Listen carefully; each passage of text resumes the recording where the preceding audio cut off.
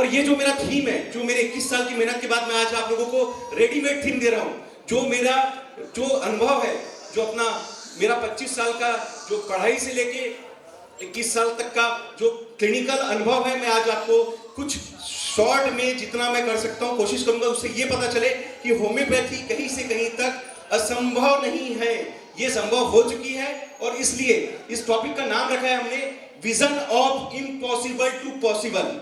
Vision of impossible to possible मतलब जो limitations of homeopathy थी वो अब हमारे लिए स्कोप ऑफ होम्योपैथी होना चाहिए, ये मेरा थीम है।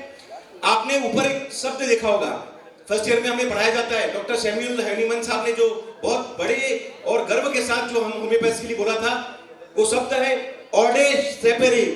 आपने सुना ऑडे सेपेरी, इसका मतलब होता है dare to be wise, dare to be know. इसका मतलब कुछ ऐसा हम जो बता सकते हैं होम्योपैथी में, ये हमारे में क्षमता होनी चाहिए कि हमें बताना पड़े, और हम में ये क्षमता होनी चाहिए कि हम होम्योपैथी में अगर कुछ सच है तो उसे एक्सेप्ट भी कर सके। तो dare to be wise and dare to be know के हिसाब से हम बात करेंगे ट्रीटमेंट फॉर इनक्यूरेबल डिसीजेस, जो कि लिमिटेशंस बताई जाती है। मैं उन पर ज्यादा काम करता हूँ क्योंकि मैं डॉक्टर अर्पित चोपड़ा जैन, आरोग्य super speciality modern homeopathy clinic Indore में मेरी प्रैक्टिस है। 21 साल से चिकित्सा सेवा से जुड़ा हुआ हूँ। भारत एवं ब्रिक्स कंट्रीज के लिए मैं होम्योपैथी मेडिसिन के लिए ऑफिशियल होम्योपैथिक रिप्रेजेंटेटिव मेडिसिन के लिए काम कर रहा हूं। तो निश्चित रूप से ये मेरा प्रयास रहता है कि ये जो हमारी विधा है, न केवल भारत बल्कि ब्रिक्स देशों में भी, जिसमें Brazil, Russia, India, China, south Africa, ऐसे बड़े देश और जो अन्य देश जो ऑब्जर्वर कंट्री के रूप में हमारे साथ है, उसमें हमारी प्रचार प्रसार की भूमिका में मैं जाता हूं। तो कहीं ना कहीं हमारा उद्देश्य ये रहता है कि हम भारत की धरती से होम्योपैथी को, चूंकि इस बार ब्रिक्स के लिए भारत लीड कर रहा है, अध्यक्ष है, तो हमारे प्रधानमंत्री आदरणीय श्री मोदी जी के नेतृत्व में हम लोग ये जो काम करने की कोशिश कर रहे हैं, हम कोशिश करेंगे कि होम्योपैथी में भी भारत का डंका बजे। और जो होम्योपैथी कभी इंपोर्टेड होकर जर्मनी से आई थी, आज हम इसे होम्योपैथी में सुपर स्पेशलिटी कर जो aggressive treatment, fast treatment, natural, easy और सेफ मोड में जो हम बात करते हैं, जिसमें हम विजन देते हैं इनक्यूरेबल डिसीज के लिए, जैसे कि कैंसर के स्टेज 4 के पेशेंट, किडनी फेलियर के स्टेज 5 के पेशेंट, कोमा के पेशेंट जो एक तरीके से हॉस्पिटल की कैटेगरी में होते हैं, सर्जिकल कैटेगरी के पेशेंट जो कि सर्जरी कराने के लिए बाध्य होते हैं, और ऐसे केसेस के लिए होम्योपैथी प्लस ऑटोइम्यून कैटेगरी, जिसमें कि एलोपैथी भी या एक तरीके से मेडिकल साइंस मानता है कि कोई इलाज नहीं है, तो निश्चित रूप से ऑटोइम्यून कैटेगरी में होम्योपैथी से जो अनएक्सपेक्टेड, जो असंभव से संभव रिजल्ट मिले, हम उसके बारे में बात करेंगे।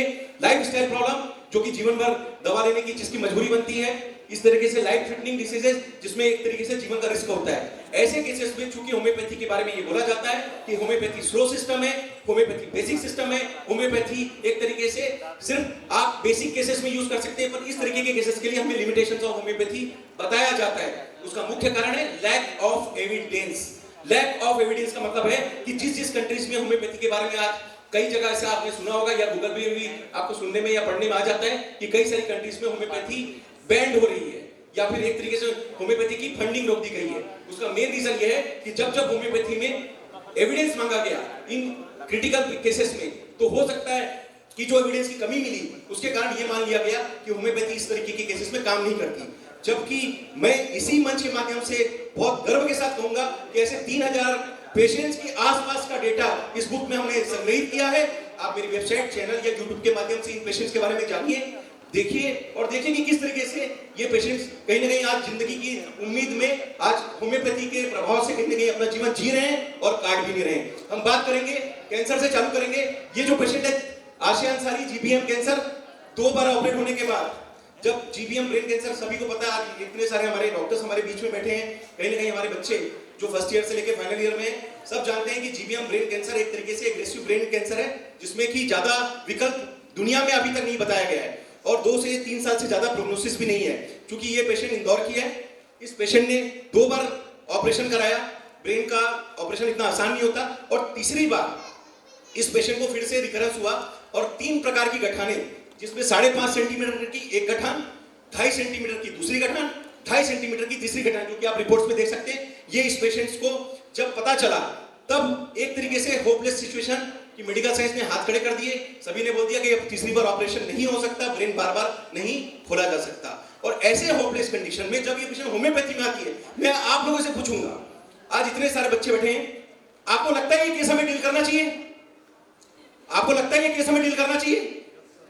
जब पेशेंट के पास 1 या 2 महीना भी नहीं बचा है, जीवन का अंतिम अवस्था बता दिया गया हो, और 2 ऑपरेशन के बाद जब बड़ी बड़ी गठाने हो, आपको लगता है कि ये केस होम्योपैथी में आएगा तो किस तरीके से चैलेंज होंगे हमारे लिए?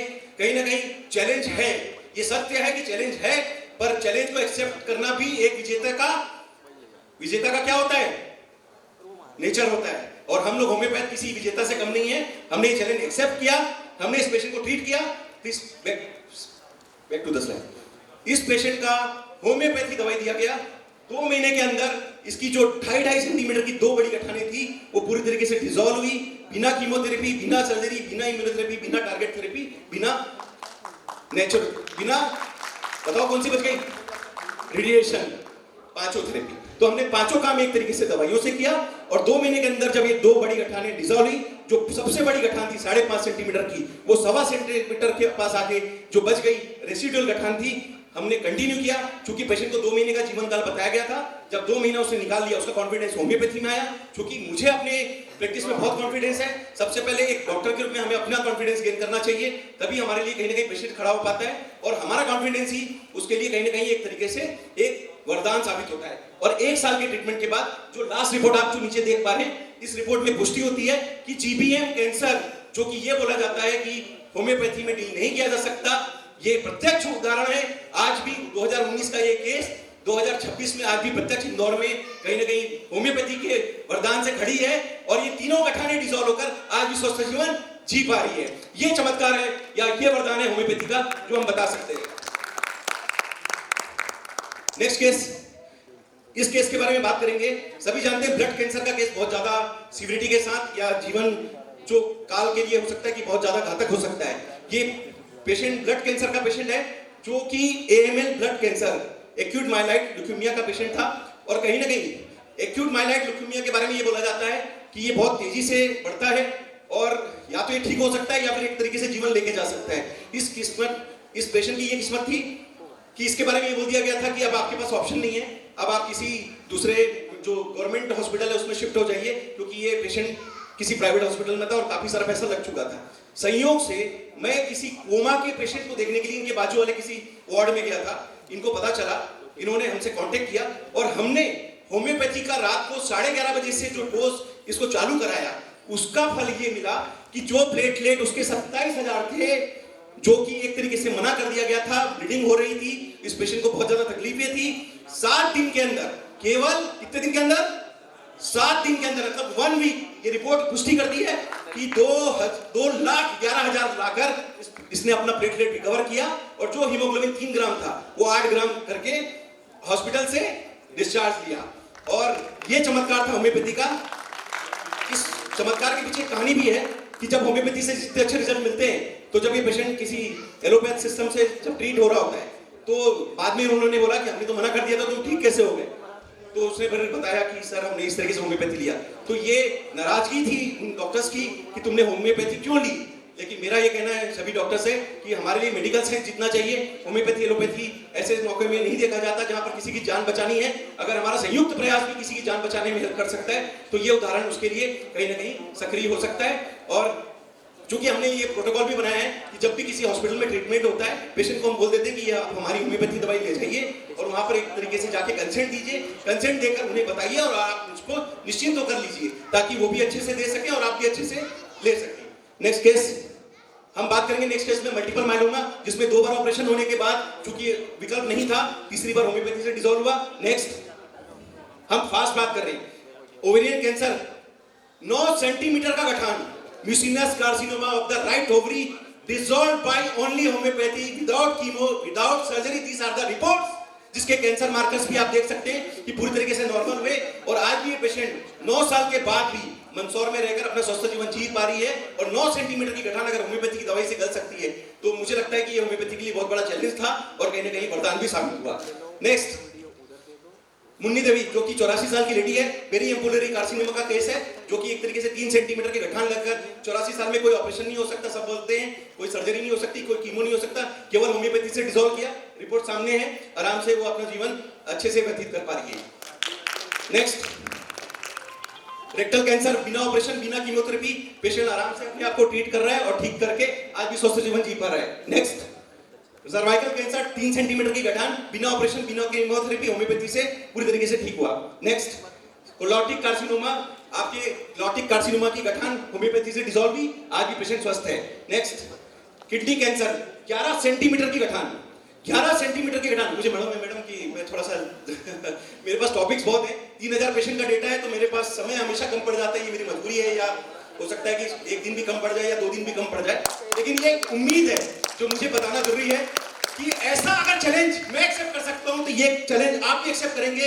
और मुझे पूरा विश्वास है कि मैं 25 साल पहले जब मैं अपने टीचर से पूछता था कि सर ये 11 सेंटीमीटर की गठान आएगा तो हम क्या करेंगे, तो भले किसी ने ये बोला होगा, धीरे से मजाक में भी बोल दिया होगा, जिस दिन ऐसा लिखा है ऐसा ही करना है, और जिस दिन कुछ कर लोगे तो हम सुन लेंगे।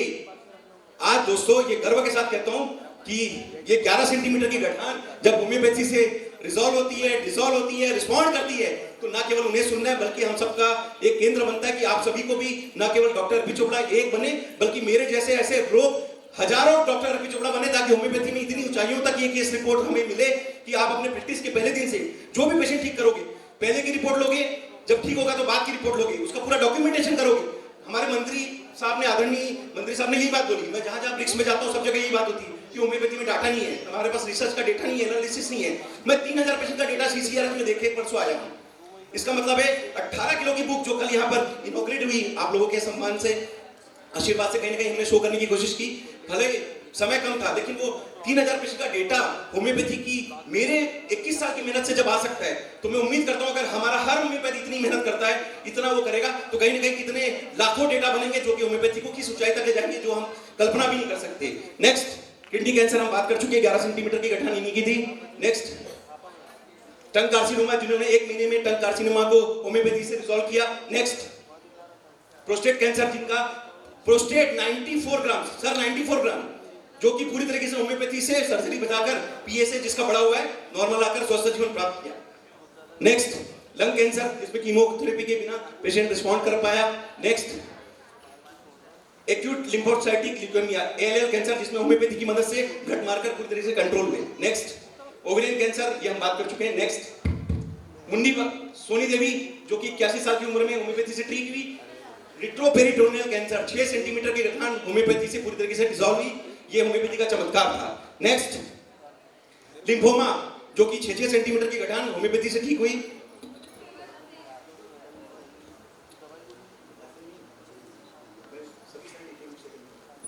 नेक्स्ट, हम 5 मिनट में कंक्लूड कर रहे हैं। नेक्स्ट, यूटेराइन कैंसर, जो कि स्टेज 4 की कैंसर, आप होम्योपैथी से पूरी तरीके से अच्छे से रिस्पॉन्ड कर गया। Next, vocal card larynx cancer, जिसकी 4 सेंटीमीटर की गठान होम्योपैथी से पूरी तरीके से रिजॉल्व हुई, और आज भी पेशेंट आराम से जीवन जी पा रहे हैं बिना किसी सर्जरी, बिना किसी chemotherapy. Next, buccal mucosa cancer, larynx cancer, breast cancer, ये इतने सारे कैंसर। नो कैंसर डे, ऐसा दिवस कोई आए जिसमें होम्योपैथी का नाम हो, ऐसा हम कोशिश कर रहे हैं। Pancreatic cancer, next, breast cancer, CML worst form of the cancer, pancreatic cancer responded by homeopathy. Next, colorectal cancer responded by homeopathy. Next, lymphoproliferative disorder of the और adenocarcinoma of the thigh, 11 centimetre की गठान, Thai में sir 11 centimetre की गठान, homeopathy के लिए एक और challenging case, resolve by homeopathy. Next, ये सब कैंसर के अपडेट्स हैं जो कि आप चैनल पे जाके देख सकते हैं। Next, vision of impossible. Next, बहुत सारे पेशेंट और भी हैं, फास्ट, आप साइड घुमा दीजिए बस। ये सब पेशेंट मैं आपको इसलिए दिखा रहा हूं, ये मेरे लिए नहीं है, ये सिर्फ हम सभी के कॉन्फिडेंस के लिए, जो मेरी 21 साल की मेहनत है, कहीं ना कहीं प्री और पोस्ट ट्रीटमेंट के बदौलत साइंटिफिक, इस थीम का मतलब था साइंटिफिक बेस्ड सिस्टम, ये है scientific based evidence based system. 3000 patient आप मुझसे ले लीजिए, ऐसे आप लोगों की सबकी मदद से कहीं ना कहीं होम्योपैथी बढ़ेगी, इसी उम्मीद के साथ। थैंक यू, आप लोगों ने मुझे सुना, कम समय मिला, और मैडम अगली बार कभी टाइम मिले तो एक दिन भी दीजिएगा, ऐसे उम्मीद करता हूं। आप स्टेज पर रहिए सर, अभी थैंक यू। बाकी है, मैं स्टेज पर बुलाना चाहूंगी मोहम्मद जकारिया सर को, वे आए, और साथ ही doctor Atul Tamrakar sir and doctor Qazi Waseem sir stage पर आए। एक बार तालियां सभी के लिए।